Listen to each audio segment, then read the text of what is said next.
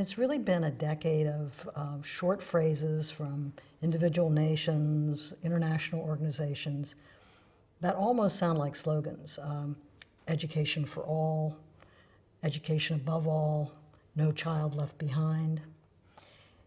And upon further reflection, we said, what really has to happen is to bring these things down to earth, to make these words, these phrases, more than hollow concepts and empty slogans. And so this particular session was in designing adaptable curricula was really about reinventing schools, making education more meaningful for students and engaging students and their family in the success of that education. It's about student-centered learning. It's about self-paced learning that's technologically supported.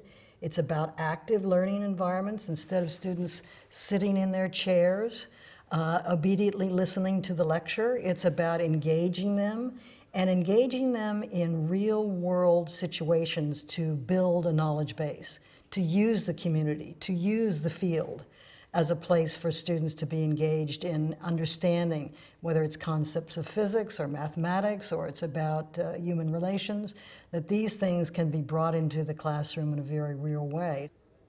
We were very fortunate that we had 3 individuals who already had been thinking about how do you take this new way of designing the classroom and building the teacher-student relationship to make it not only flexible, which is where we sort of started, but to make it scalable, to make it replicable. And so each one of our panelists, one from the United States, one from India, and one from Colombia, had already begun that process of moving that design not only across their countries, but across the world. I think one of the challenges that is global in its proportions is thinking about how we prepare teachers to engage more students from all walks of life, from all socioeconomic backgrounds, racial and ethnic differences, whatever they may be. To get those students in the classroom requires a very different kind of teaching technique and training for teachers, and I think this is one of the greatest challenges we face.